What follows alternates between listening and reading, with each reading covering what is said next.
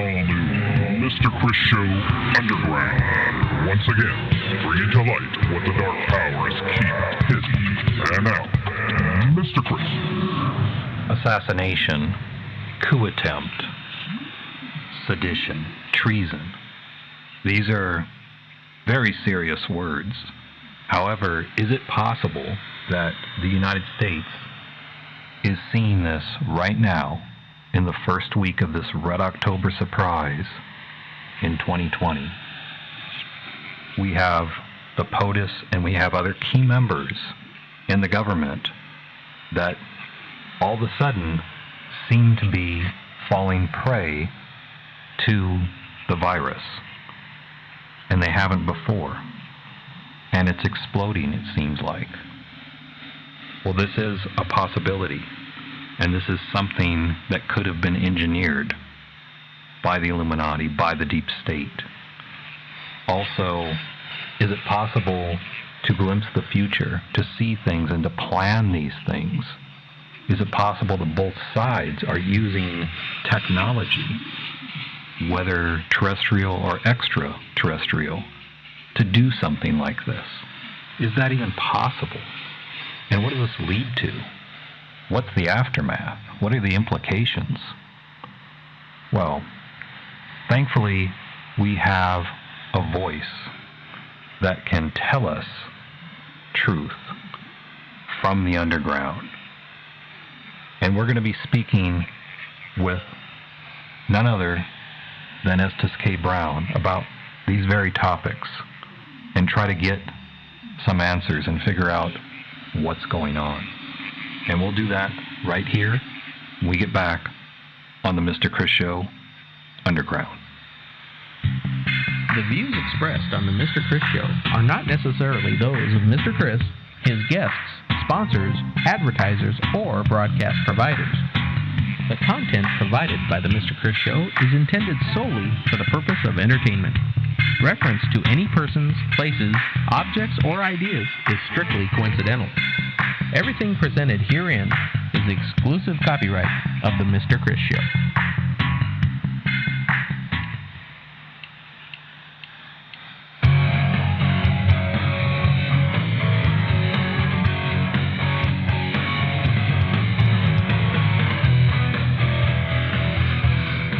A lock of President Lincoln's hair recently sold at auction for $81,000.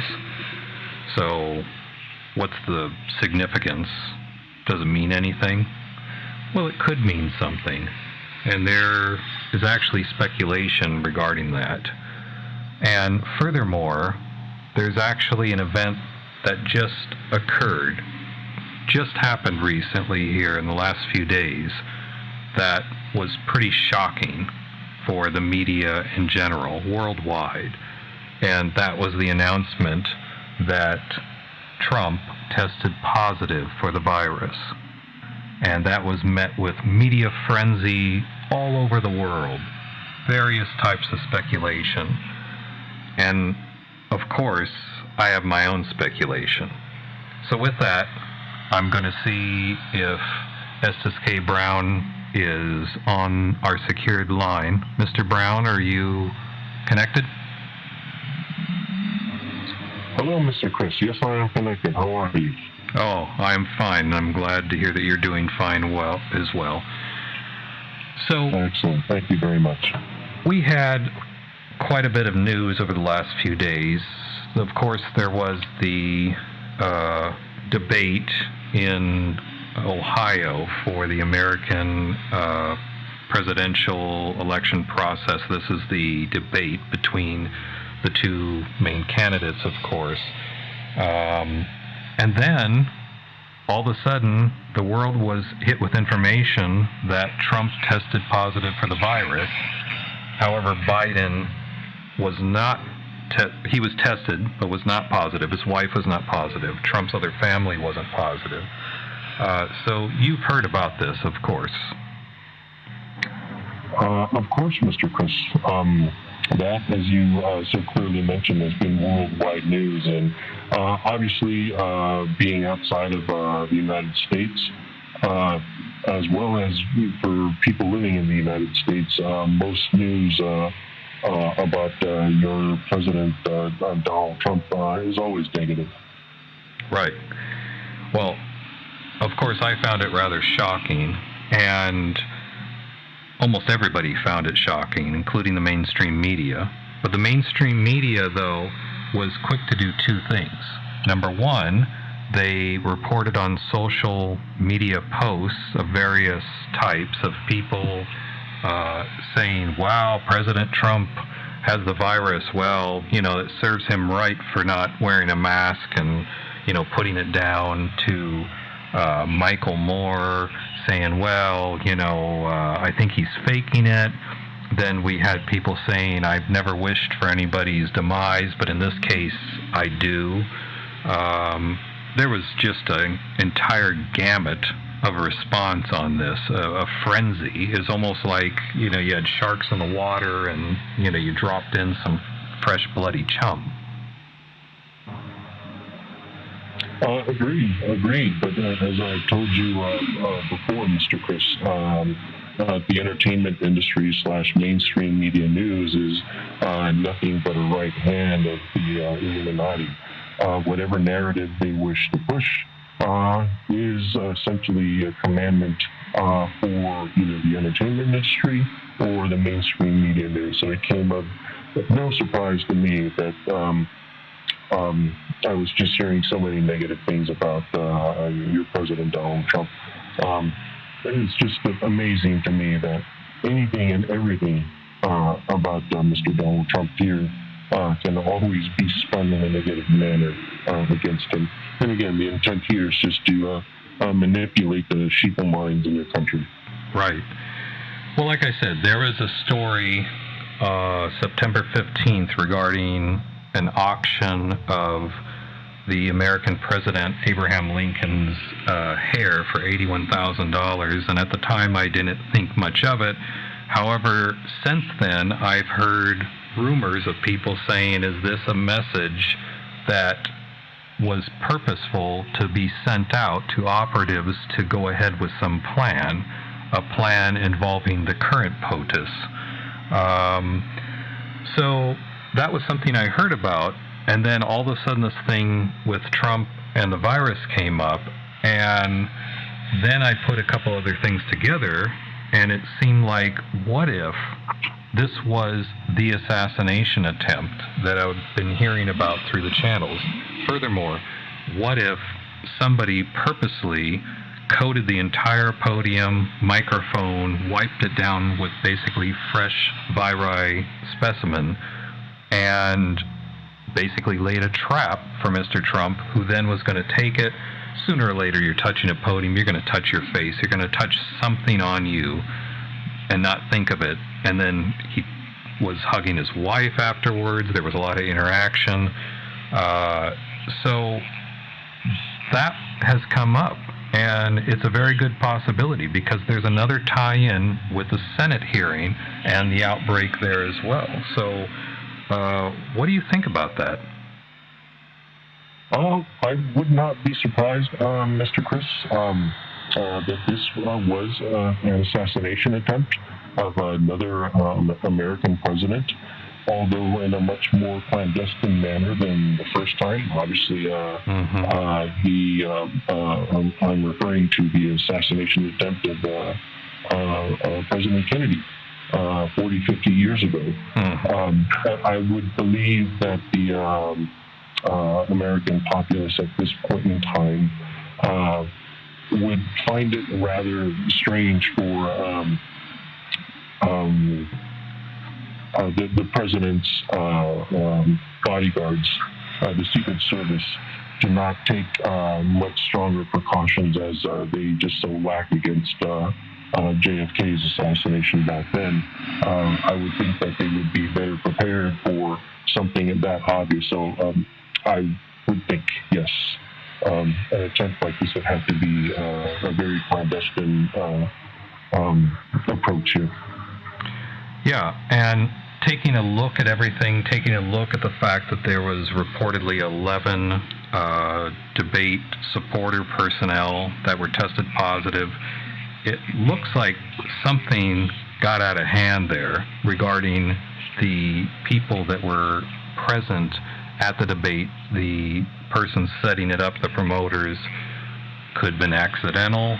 Seems kind of strange, though, and it seems like it'd be all too easy, because even the security there would probably not question certain things. When you see somebody wipe a podium down supposedly with alcohol or some kind of disinfectant, you don't generally consider that to be some kind of poisonous substance or virus or whatever the case is. And even if they were to look into it, unless the rag was saturated with, let's say, a disinfectant or alcohol that you could smell, you cannot detect the virus by sight. So a person could possibly coat something, go up there, and maybe even have it on their other hand and wipe it down. So I think there's plenty of possibilities. I'm glad that you see the possibility in that. But well, Mr. Chris, I would like to point out that that scenario that you just mentioned is very likely.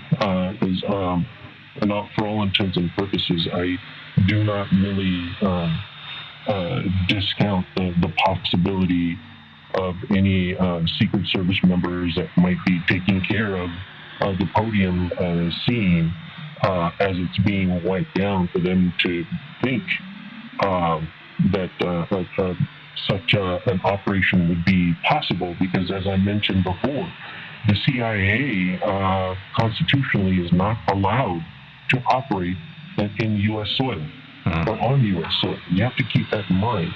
So I would think it'd be very easy for any American, whether an average American or someone in the government with in-depth secret knowledge of the Secret Services, as to whether they would even need to doubt their own CIA services. We have to keep in mind that we're living in some tumultuous times. And as I've mentioned before, what's occurring in the United States is essentially a clandestine civil war here within various factions within the American government. Remember, the war is with the executive branch and the mythical fourth branch of government. Right. Yeah, as you mentioned before. Well, let me throw something else out, and that is regarding the Senate committee. And apparently Mike Lee, which was present at the hearings, tested positive and was apparently in close proximity to Ted Cruz. They said he was speaking sometimes out loud without a mask, of course, and even after, when he was speaking, he wasn't wearing a mask. There's a possibility that he's also a person who was purposely infected to spread this, to possibly take some of the members at least down temporarily to put off the Supreme Court hearings, to possibly delay the hearings that are looking into the whole FISA warrants and such. That seems to be a fairly simultaneous event, and that seems even more so to be suspicious, very suspicious. Yeah, I would definitely agree. COVID as a pandemic right now, I think a lot of people are coming to the understanding that it is a very suspicious timing of it to be occurring right now, so close to the elections and still lingering on for quite some time. So it is very plausible to interpret what we see happening here for a minor outbreak, a purposeful minor outbreak, considering that COVID has been unleashed onto the general populace. Right.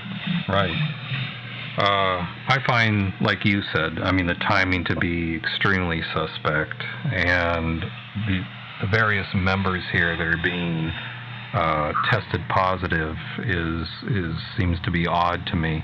But now in Trump's case, There was various reports. One of the reports was he needed some oxygen or was given some oxygen as standard protocol at the White House. His oxygen saturation might have been lower than optimal. There's also talk about him having a fever. There's lots of talk about different possibilities. However, Trump reported some months ago that he was taking HCQ, which has been widely reported to be a drug that has been very helpful in many cases of the virus to allow people to recover very rapidly. I would agree, Mr. Chris, but also keep in mind that perhaps a new, more aggressive strain might have been used in a possible assassination attempt, one that isn't easy or quite as easily susceptible to HCQ. You know, this is speculation, but we don't know if this is a hot strain with a very short half-life as well. So, I mean, I could see that as a possibility. I would not be surprised. I mean, the President of the United States having access to such skillful medical personnel, that he would have access to other means to help him confirm the possibility of an assassination attempt. I'm pretty sure that the medical center where he's currently staying has access to a highly advanced laboratory to where they would be able to perform genome studies on the precise virus that he was infected with to see if they find any common traits with what is currently out there amongst the general populace to really confirm whether this was a much more aggressive version that would, help lead to the conclusion that it was possibly an assassination attempt. Right. Mr. Brown, please stand by, and when we get back from the break, I want to talk about, of all things, The Simpsons. And we'll talk about that when we get back right here on the Mr. Chris Show Underground. Time travel does indeed exist. Your child will be taken into the center at the age of 5 and kept until the age of 10. And that is not voluntary. No way she's going to go into one stupid government-sponsored re-education camp. Years ago when they started doing this, so it was Roe versus Wade. We had to make it legal to take a human life and get stem cells from it. We didn't have any other way to do it at the time. Therefore, we had the raw material to work with. Personally handwritten to you from the President of the United States, who we hope by that time will be Hillary. What you're about to see happen in the Middle East is the economic viability of the region changing hands. What happens in your future is the Earth shifts its axis. The oceans freeze over. There's no more room for anybody. The population of the world is reduced to 50,000. It's time for the real truth, the Mr. Chris Show, Mr. Underground.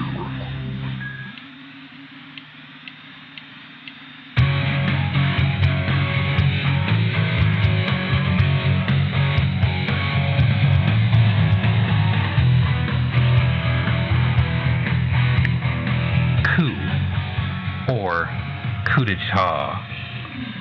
Well, those words we've heard before. We might have heard them regarding General Bonaparte. We might have heard them in various ways and places around the world. But that word in the United States is something that is almost inconceivable, really, the way we have our government and we have our controls in place. Or is it? Well, in the last segment, I mentioned The Simpsons. And The Simpsons, people have enjoyed for a long time being a show of comedy. However, it seems like The Simpsons has changed, and it's changed from the late 90s onward to be more and more political. And in some ways, The Simpsons is also very prophetic, with over 15 instances of supposedly seeing the future. It's a pretty good track record, I would say. But anyway, with that, there's also some other concepts that I've heard about before. Looking glass.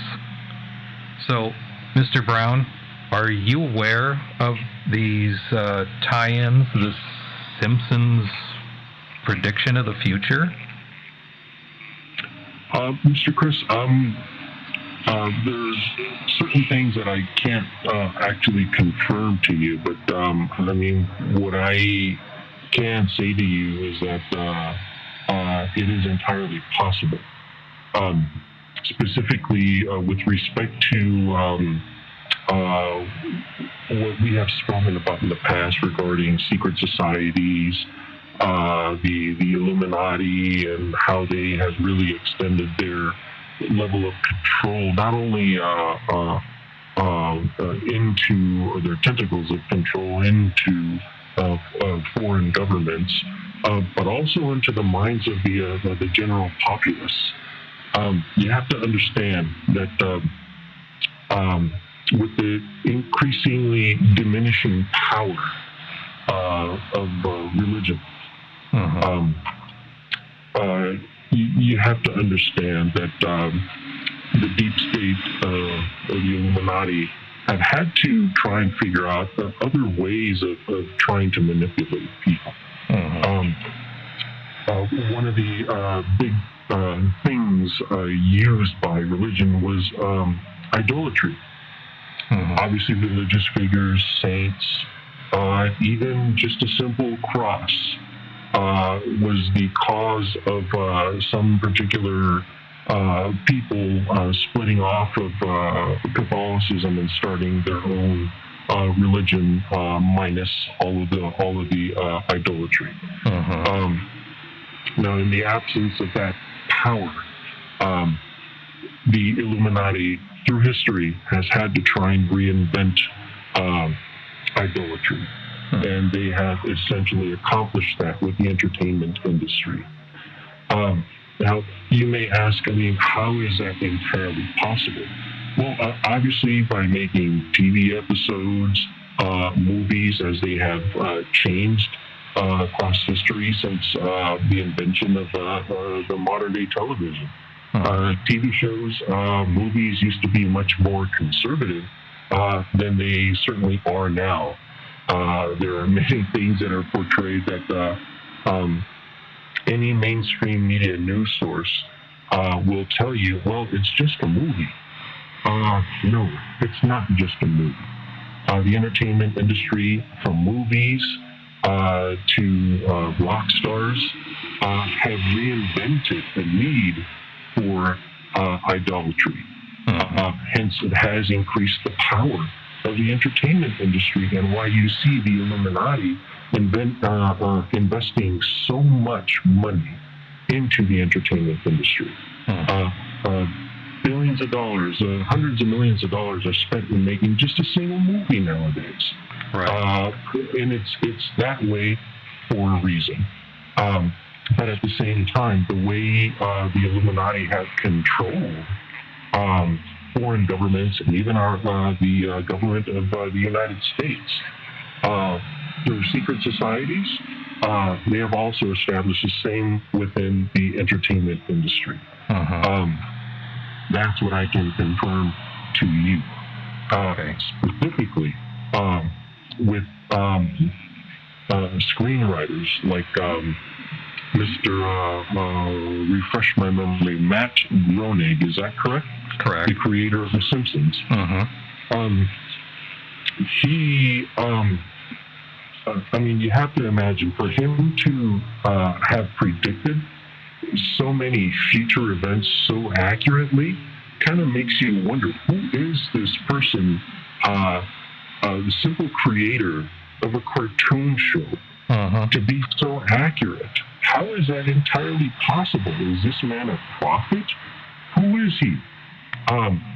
But at the same time, I cannot confirm to you with 100% certainty, but logically, I have reason to believe that he is part of the Illuminati.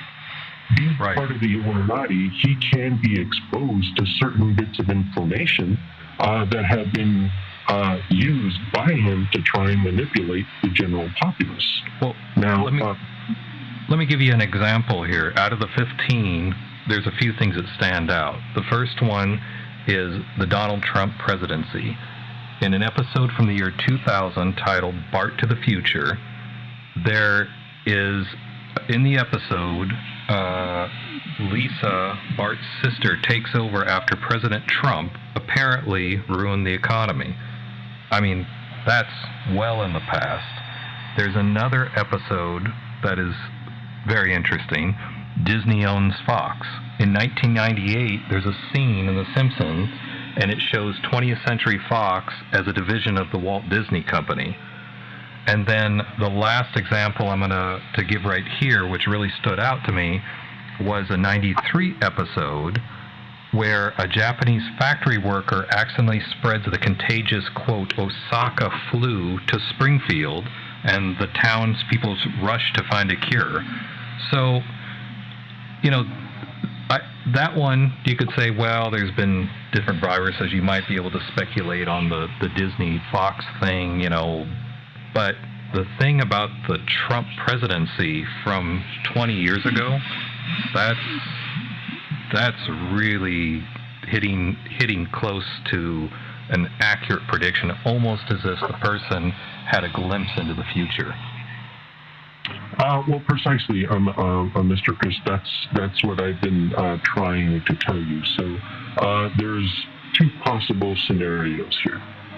Now, the Illuminati have had their plans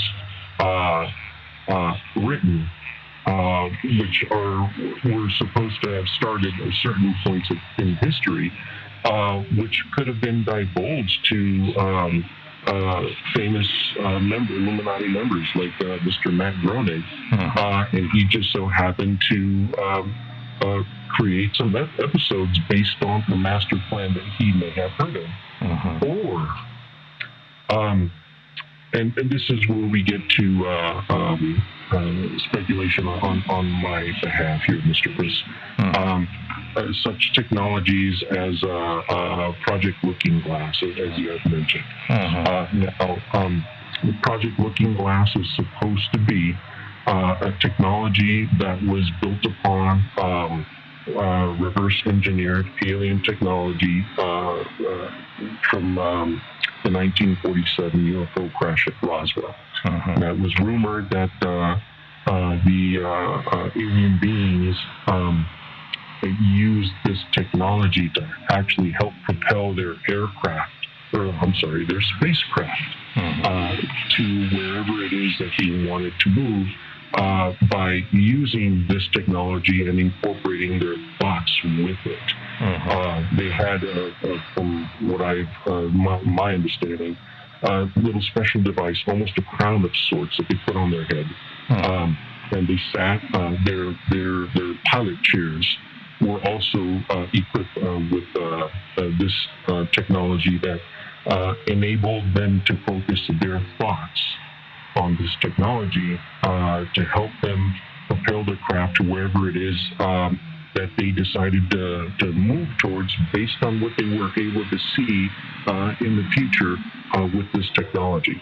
So we're talking about a technology that allows them to see either short-term or it's not quite clear how far into the future, so that when they think of it, they immediately are propelled to that point in time, that point in space and time. Well, I mean, this is also similar to things that I've heard as far as other projects, whether they are real or not. This Phoenix project, I believe it's the Martok chair. There's various theories about this time device. There's even something by a priest in the 1950s in Italy having this chronovisor, Father Ernetti's chronovisor. You know, all these kind of revolve around the same concept of being able to see the future or possibly the past, although in the case of this Phoenix project, Project Pegasus, that in 1970 was actually something, according to what I've read, that actually talks about portals and interacting with these other times, not just viewing them.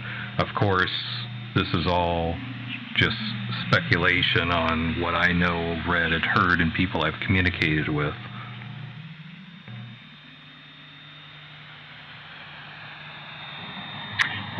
Yeah, correct, Mr. Chris. But what precisely does that have to do with the Simpsons episode and Matt Groening specifically is what I was looking to tie into that. So the screenwriter also having to be an Illuminati insider, again, has inside information with respect to what the plans could possibly be.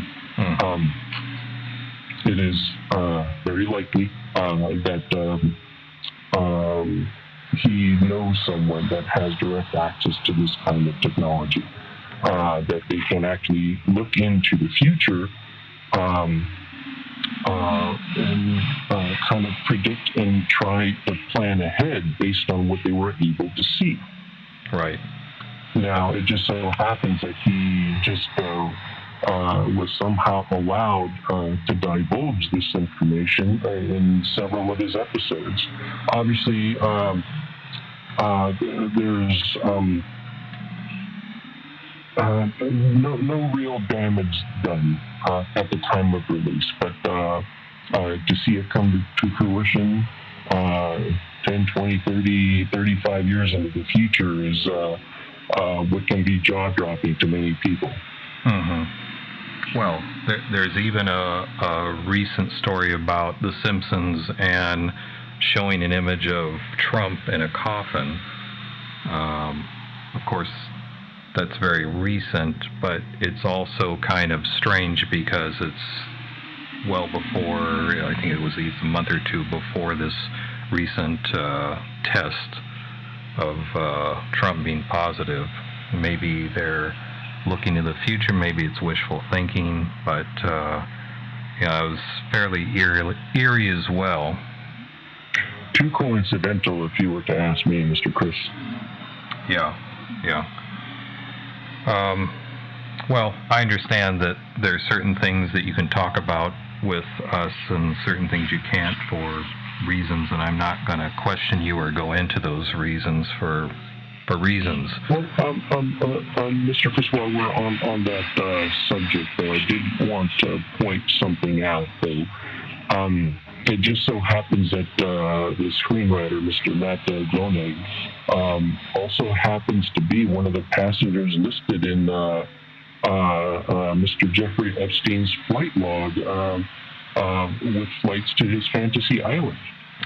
So I think that's rather coincidental as well, as we know that the Epstein project here was another part of the Illuminati's control mechanism that was put in place through the CIA. And again, that's to hold blackmail evidence against key people around the world, including government officials here. Right. And of course, I was sent some information just the other day that Chris Wallace was also in an image getting off a boat at Epstein's Island. No surprise there. Yeah. So, yeah, the tentacles are far-reaching and rather deep. That's for sure. Yeah, and all the more reason to see the deep state trying to fight back as hard as they possibly can to keep that information from coming to light. And that makes perfect sense. Everything that you've told me, everything that I've heard, definitely suggests the Illuminati will do whatever it takes to not only maintain power, but to stay hidden. And by whatever it takes, we're talking even up to nuclear war, global nuclear war, if necessary. But there's also the other war going on. Besides the silent civil war, we have the temporal war. And if both sides have the ability to glimpse the future, the patriots and the deep state, then they are making changes and glimpsing and making changes and back and forth in this cat and mouse game that goes on and on and on. So it's a very complicated situation. And in the next segment, I want to talk about the aftermath of the Civil War and possibly the temporal war, which may never end. But I want to dig into that. I want to dig into the John Titor predictions about this that you've mentioned before that we just haven't spoken about. But I also want to talk about 1983 and an event that took us very close to global thermonuclear war. And perhaps there's a tie-in there with Looking Glass. Perhaps there's a tie-in there with other things. And we'll talk about that when we get back, right here on the Mr. Chris Show Underground. To unleash the full power of the federal government in this effort today, I am officially declaring a national emergency. Local and state health officials are reassuring the public that there's no reason to panic. You can trust respected medical authorities. We are doing everything possible to combat and contain the coronavirus. This virus is dangerous. This virus is public enemy number one. President Trump, however, seems too incapable of acknowledging the fact that that overwhelming number of peace protesters are peaceful and are simply advocating change. In New York City, dozens of looters seen kicking in windows and breaking into stores across Midtown Manhattan. I'm the president and you're fake news. It's time for the real truth. The Mr. Chris Show, Mr. Underground.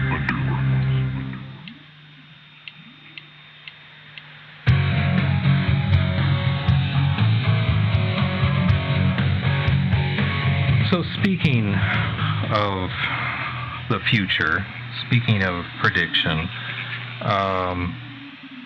we spoke about Looking Glass, and there's all sorts of other theories regarding devices to be able to do that kind of stuff. And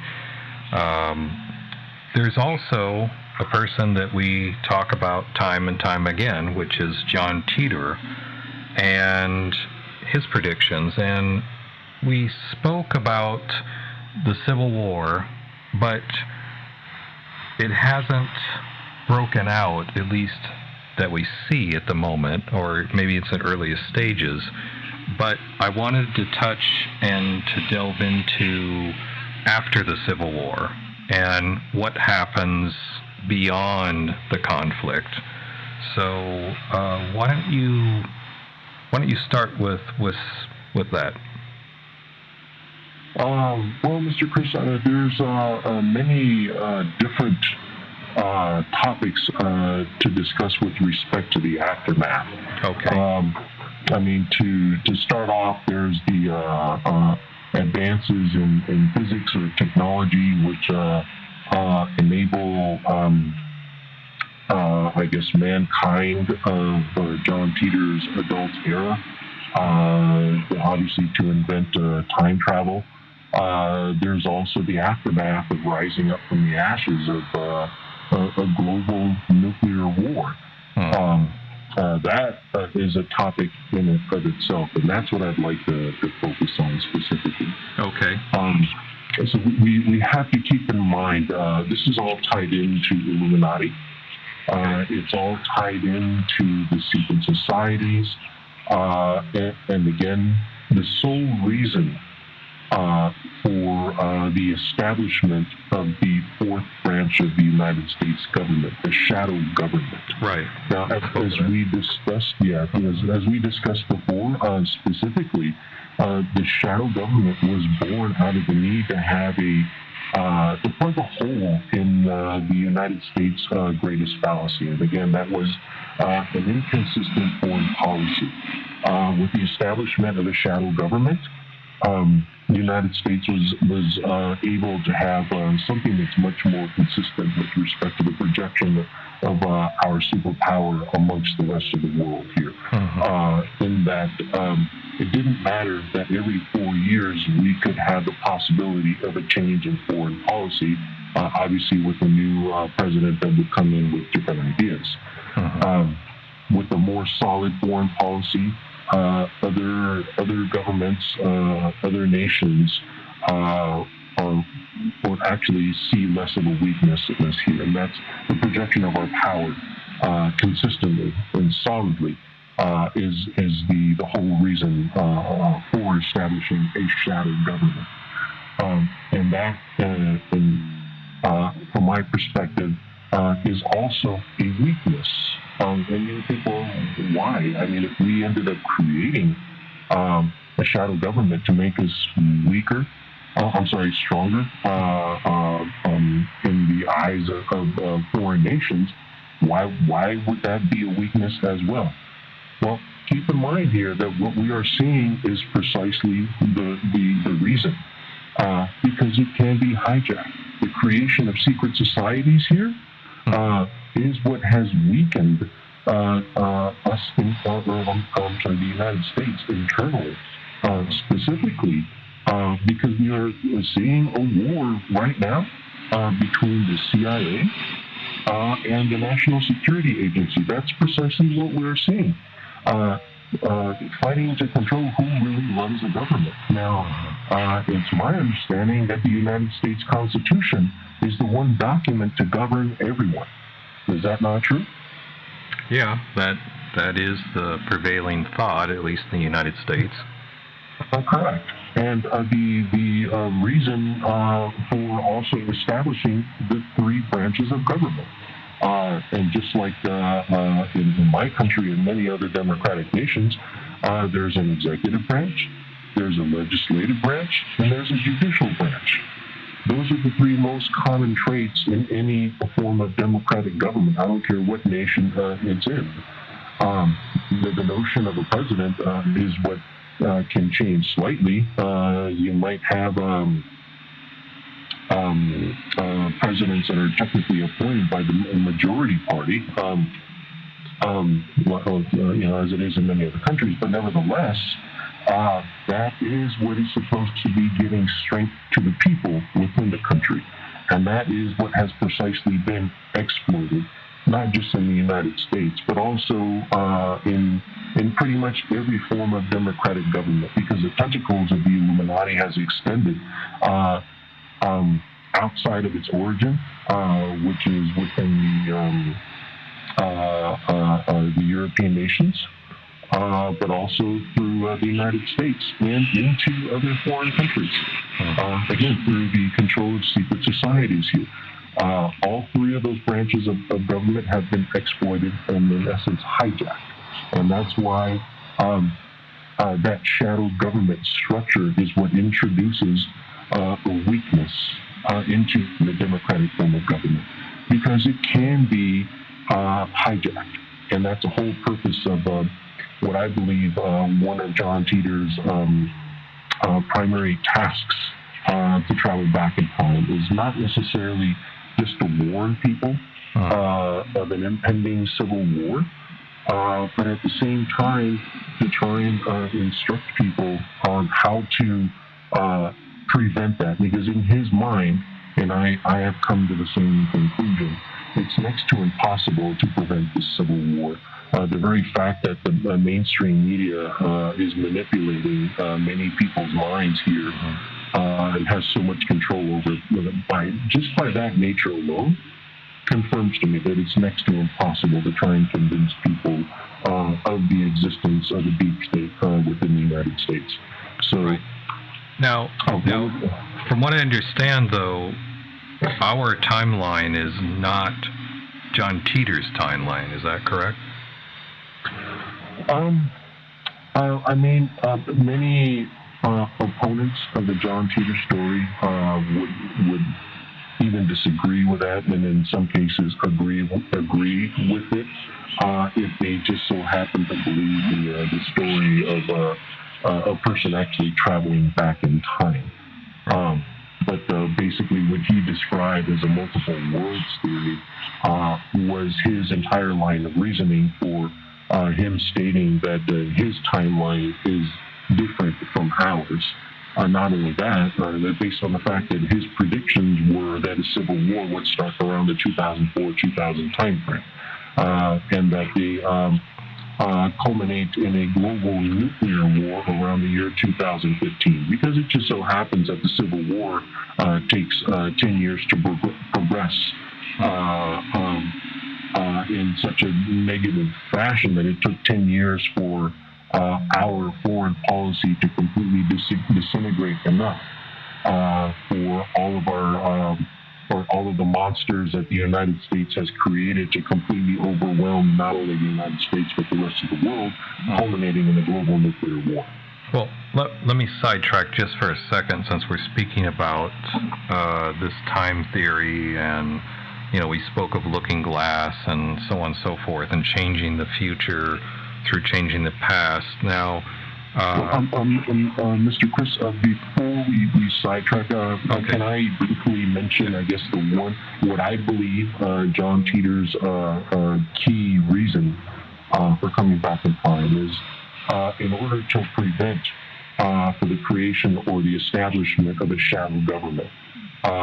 And I'm going to quote John Titor here. He states, "The reason the job of president was split into an office of 5 has 4 main reasons. With 5 presidents, foreign policy is more consistent." And I think that is the key statement here. Power shifting between parties has less of an impact on the overall government. Individual strengths between presidents add to the strength of the overall office. And one president is elected for each major area in the United States. Again, if you ask me, I think that was probably the sole purpose of him coming back, so that we wouldn't make the same mistake again, so that we would we wouldn't create a shadow government that could be hijacked by people with ill intentions internally. Okay. And well, what I was going to ask you was kind of something similar to that. I think you've said it before, but was it not that John Titor might have said this, and correct me if I'm wrong, that under the multi-worlds theories is that there's a lot of parallelism. So even though things are slightly different, that a lot of timelines are close to each other, so there are close parallels. Am I to understand that? That is correct. So essentially what he stated, by the very notion of him being on our timeline, he already noticed that there was roughly about 2% differences between our timeline and his timeline. Now, what precisely did that actually mean? And if I remember correctly, I think he had noticed that there were some sporting events that things happened slightly differently in our timeline versus what he recalled in his timeline. It could be minor differences like that. But just the notion of him traveling back in time was kind of dependent on the accuracy of his time machine. Based on the technology that was available at his point in time, I believe he had some kind of a cesium-based clock device that the accuracy of that time telling device essentially was the link to staying to a parallel world as close as possible as he was wanting to travel to. Now, based on that, he also mentioned that the further back in time he traveled, because of the physical limitations of that time clock that he was using, the further back in time he traveled, the less accurate it became. So it was very possible that if he traveled, let's say, 100 years back in the past, that particular timeline could be so drastically different from the one in his timeline, essentially it would almost actually would be impossible for him to return back to his particular timeline because of that time difference. What roughly was the date of John Titor's departure from his future timeline back to ours? Mr. Chris, I believe it's sometime in the year 2036, if I'm not mistaken. Okay. I might be wrong. I don't recall the precise year off the top of my head. It may be either 2028 or 2036. I might be getting confused, but somewhere around within that decade. Okay. But then, of course, so based on the fact that it's 2020 in our timeline right here, then that would suggest that if we're pretty close to the events of his timeline, a lot of things are going to be happening over the roughly 15 years past this time. I don't like to really compare the years precisely as he supposedly predicted when he was here. Now, some people that are John Titor doubters have made claim that John Titor was a hoax by the mere fact that the predictions that he made on the years that they were supposed to have occurred, the 2004-2005 time frame, never really happened on those precise years.